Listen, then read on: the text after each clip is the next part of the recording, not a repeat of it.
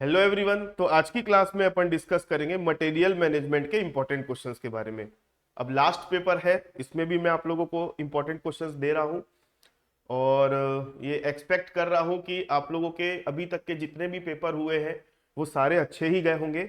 बस अब ये लास्ट पेपर है, इसको भी आप लोग अच्छा बनाइए। तो जैसे कि मटेरियल मैनेजमेंट आप लोगों का पूरा 5 यूनिट में बटा हुआ है, तो मैंने भी पूरे 5 यूनिट के हर यूनिट से 4-4 क्वेश्चन दिए हैं। और बस्तर यूनिवर्सिटी का पेपर जैसे कि हो चुका है आपके पहले, तो मैंने क्या किया है, शुरू के दो दो क्वेश्चंस जो है बस्तर यूनिवर्सिटी के यहाँ पे इंक्लूड कर दिए हैं। और बाकी के जो दो क्वेश्चन है वो एक्सपेक्टेड क्वेश्चन है, पेपर में आने के चांस लगते हैं या आ सकते हैं, क्योंकि ये टॉपिक जो है वो इंपॉर्टेंट टॉपिक के कैटेगरी में आता है। ठीक है, तो यूनिट नंबर 1 से देखोगे तो ये सारे क्वेश्चंस आप लोगों को देखने को मिलेंगे। यूनिट नंबर 2 से देखोगे तो आप लोगों को ये सारे क्वेश्चंस दिखेंगे। यूनिट नंबर 3 से देखोगे तो आप लोगों को ये सारे क्वेश्चंस दिखेंगे। यूनिट नंबर 4 से देखोगे तो ये सभी क्वेश्चंस आप लोगों को देखने को मिलेंगे। और यूनिट नंबर 5 के क्वेश्चंस ये सब है। अब आप लोगों के साथ एक प्रॉब्लम ये आ सकती है कि सर कुछ क्वेश्चंस तो हमको मिल गए, कुछ क्वेश्चन के आंसर हमको मिल गए और कुछ क्वेश्चन के आंसर हमको नहीं मिल रहे हैं। तो घबराने की और टेंशन लेने की बात नहीं है। आप इस क्वेश्चन को कॉपी करना और चैट जीपीटी या किसी भी एआई टूल जो होता है, गूगल जेमिनाई वगैरह में आप उसको पेस्ट कर देना, तो आपको वहां पर उसका आंसर मिल जाएगा। लेकिन प्रॉम्प्ट सही देना सीखो। प्रॉम्प्ट सही दोगे तो आंसर भी आपको तरीके से सही आंसर निकाल के देगा। ठीक है, अब आप लोग आंसर जिस पैटर्न में लिखते हो, जैसे कि सबसे पहले आप लोग सिनॉप्सिस लिखते हो, तो सिनॉप्सिस के बारे में यहाँ पर लिखो कि जो आप आंसर दोगे उसमें सिनॉप्सिस होना चाहिए। ठीक है, उसके बाद मेन क्वेश्चन की जो आंसर लिखोगे उसकी बॉडी, और लास्ट में आप क्या लिखोगे, कंक्लूजन। आंसर देते समय बच्चा ये गलती करता है, ध्यान से सुनना मेरी बात। जैसे पहला क्वेश्चन है, what is material management, explain the scope and objective of material management. तो ये क्वेश्चन के अंदर तीन पार्ट है। पहला आपको लिखना है मटेरियल मैनेजमेंट क्या होता है उसके बारे में, मतलब मैं आंसर के बॉडी की बात कर रहा हूं। पहला पार्ट तो हर आंसर का सिनॉप्सिस होगा ही, मैं मेन बॉडी की बात कर रहा हूं। तो सबसे पहले आपको लिखना है व्हाट इज मटेरियल मैनेजमेंट के बारे में, उसकी मीनिंग और उसकी डेफिनेशन जो भी होगी वो। फिर उसके स्कोप के बारे में लिखना है, फिर ऑब्जेक्टिव के बारे में लिखना है। ऐसे करके आपको क्वेश्चन जितने पार्ट में दिया गया है उतने पार्ट का आपको आंसर देना पड़ेगा, तब जाके कहीं आपको अच्छे मार्क्स मिलेंगे। बच्चा आंसर पन्ना भरने के चक्कर में कुछ भी लिख कर आता है। पेपर चेक करने वाले जो सर होते हैं या मैम होते हैं, जो भी पेपर चेक करते हैं, उनको उस सब्जेक्ट का बहुत डिटेल में नॉलेज होता है। आप अगर कुछ भी आंसर लिख रहे हो तो शुरू की एक दो लाइन पढ़ के समझ में आ जाता है कि आप कितने पानी में हो, उस हिसाब से फिर वो नंबर डिसाइड हो जाता है। ठीक है, पन्ना भरने से नंबर नहीं मिलता है, मैं फिर से बोल रहा हूं। पन्ना भरना पड़ता है, एटलीस्ट 3 से 4 पेज लिखना पड़ेगा आपको, लेकिन लेकिन आपको आंसर भी तरीके से लिखना पड़ेगा, सिस्टमेटिक आंसर लिखना पड़ेगा, तब आपको नंबर मिलेगा, नहीं तो नहीं मिलेगा। मेरी बात समझ में आई? तो ये सारे इंपॉर्टेंट क्वेश्चंस है।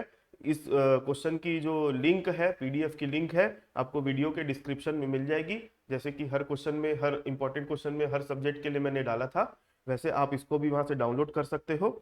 और एक छोटी सी जानकारी आप लोगों के साथ और शेयर करनी है। तो जैसे ही मैं अभी यहाँ पे वीडियो एंड करूंगा, उसके बाद वो वाला वीडियो प्ले होगा, आप लोग उसको देखिए और अपने फ्रेंड्स के साथ शेयर करिए। Thank you. तो जैसे कि आप लोगों के अब ऑलमोस्ट एग्जाम खत्म हो गए, और बहुत सारे बच्चों का मेरे पास सवाल आ रहा है कि सर अब हमारे एग्जाम खत्म हो गए, जैसे 12th में थे तो 12th का एग्जाम खत्म हो गया, बीकॉम में थे तो बीकॉम का एग्जाम बस खत्म होने ही वाला है, तो अब हम क्या करें, आगे हमको क्या करना चाहिए। तो मेरा एक छोटा सा सजेशन है, ध्यान से समझना। क्या होता है, आपके यहाँ अगर कोई कारपेंटर आया है, ध्यान से समझना मेरी बात को। आपके यहाँ अगर कोई कारपेंटर आया है तो वो अपने औजार, आरी, हथौड़ी, जो भी उसको लगता है वो खुद लेकर आता है, मतलब उसके टूल्स उसके साथ रहते हैं। आपके यहाँ अगर कोई फंक्शन होगा, अगर हलवाई आएगा आपके यहाँ पे काम करने के लिए, तो वो भी अपने जो बेसिक टूल्स होते हैं, खोमचा, छुरा, चक्कू, वो लेकर आता है साथ। मेरा बोलने का मतलब है, जो भी प्रोफेशनल पर्सन आज के डेट में इंडस्ट्री में काम कर रहा है, कोई भी प्रोफेशन छोटा नहीं होता है, उसको अपने टूल्स साथ में लेकर जाने पड़ते हैं। तो आप लोग क्योंकि कॉमर्स के फील्ड के हो, तो आप लोगों के भी टूल्स आपके साथ होने चाहिए। बस ये है कि अब आप लोग कॉमर्स के स्टूडेंट हो तो हथौड़ी और छुरा तो लेके जा नहीं सकते, क्योंकि वो आपके फील्ड से रिलेटेड नहीं है। तो आपके टूल्स होंगे आपकी स्किल्स। आपके टूल होंगे क्या? आपकी स्किल्स। आपकी स्किल मतलब एक छोटी सी बात बता रहा हूं कि आपको बेसिक चीजें आनी चाहिए। जैसे सबसे पहली बात पब्लिक स्पीकिंग, या लोगों के साथ कैसे आपको समय समय पे कम्युनिकेट करना है, जैसे इंग्लिश स्पोकन। ये एक आपकी स्किल है, ये आपका एक टूल है कि लोगों के साथ आप डील कैसे करोगे, कम्युनिकेट कैसे करोगे। क्योंकि मार्केट में आपको उतरना है, हो सकता है आप बिजनेस करोगे, हो सकता है आप कहीं पे जॉब करोगे, तो 10 लोगों से 10 समय आपको बात करनी पड़ेगी। तो ये आपका एक टूल है, इसके ऊपर अभी काम करो।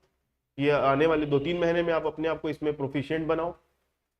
दूसरा टूल होता है आपको अपने आप को एमएस एक्सेल में, एमएस एक्सेल, इसमें आप अपने आप को प्रोफिशिएंट बनाओ, मतलब इसका आप ट्रेनिंग लो। और एमएस एक्सेल में नॉर्मल फॉर्मूले, प्लस कैसे करते हैं, मल्टीप्लाई कैसे करते हैं, ये छोटे मोटे फॉर्मूले नहीं, एडवांस लेवल का आपको सीखना है। प्रैक्टिकल एप्लीकेशन कैसे होता है उसका, वो समझना है, वो सीखना है। ये सब आपके टूल्स है, ठीक है। उसके बाद आपको टैली का, टैली एक अकाउंटिंग सॉफ्टवेयर है। इसके अलावा भी और भी बहुत सारे अकाउंटिंग सॉफ्टवेयर आते हैं, तो उन अकाउंटिंग सॉफ्टवेयर का, टैली का आप लोगों को नॉलेज होना चाहिए। कहीं पर भी जाओगे तो आपको, चलो कुछ दूसरे क्या जॉब नहीं करोगे, अपना बिजनेस करोगे तो अपना हिसाब किताब नहीं रखोगे, तो टैली का आपको नॉलेज होना चाहिए। टैली मतलब, टैली तो एक पॉपुलर सॉफ्टवेयर है, इसके अलावा और भी अकाउंटिंग सॉफ्टवेयर आते हैं उसके। मेरा बोलने का मतलब है ये सारी चीजें अगर आपके साथ जुड़ी हुई है आपकी डिग्री के साथ, और आप इनका यूज करके आप इनका काम करना जानते हो, तो आपको आपके करियर में सक्सेस पाने से कोई नहीं रोक सकता।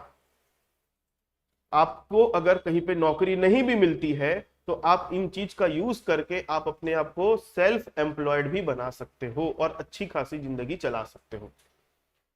तो इसके बारे में ज्यादा जानने के लिए मैं आप लोगों की एक फ्री टैली की क्लास स्टार्ट कर रहा हूं। इसमें आपसे कोई भी चार्ज नहीं लिया जाएगा, और उस क्लास के दौरान मैं आप लोगों को, और आप लोग अपने करियर में क्या क्या कर सकते हो, कैसे आप जॉब नहीं भी मिली, अपने आप को कैसे आप मार्केट में इस्टेब्लिश कर सकते हो और अपनी आजीविका कैसे अच्छे से चला सकते हो, उसके बारे में मैं आप लोगों को सब सिखाऊंगा।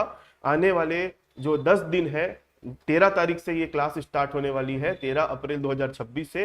तो 10 दिनों तक मैं आप लोगों को टैली की क्लासेस फ्री ऑफ कॉस्ट सिखाऊंगा, और उन क्लासेस के दौरान ही मैं आप लोगों को बहुत सारी चीजें ऐसी बताऊंगा जिससे आप लोगों को एक डायरेक्शन मिलेगा और आपको क्या करना है आगे वो समझ में आएगा, ठीक है। तो आपको अपने, सिंपल सी बात है, मेरी पूरी क्लास का, मेरा पूरा अभी बताने का एक छोटा सा कंक्लूजन बताऊं तो आपको अपनी स्किल के ऊपर काम करना है। स्किल अगर आपकी मजबूत है, अगर आप एक कुशल श्रमिक हो, आपको चीजों की नॉलेज है, प्रैक्टिकल एप्लीकेशन आता है आपको चीजों का, तो आपको अपने करियर में सक्सेस पाने से कोई नहीं रोक सकता। तो टैली की क्लास अगर आपको ज्वाइन करनी है, तो मैं इस वीडियो के डिस्क्रिप्शन में एक हमारे व्हाट्सएप ग्रुप की लिंक शेयर कर रहा हूं, आप हमारा व्हाट्सएप ग्रुप ज्वाइन कर लेना। और एक गूगल फॉर्म की लिंक भी मैं अभी यहाँ पर डाल रहा हूं, जिससे आप उसमें अपने आप को रजिस्टर कर लेना, ताकि टैली की क्लासेस की आगे की जानकारी, वैसे तो 13 तारीख से स्टार्ट हो रही है, क्योंकि हमारे पास ऑलरेडी बहुत सारे लोग रजिस्टर्ड हो चुके हैं, तो अब एक साथ तो सबको बुलाना पॉसिबल नहीं है, तो अलग अलग बैच में हम आपको कौन सा बैच अलॉट कर रहे हैं उसके हिसाब से फिर आपको इंफॉर्मेशन प्रोवाइड करेंगे।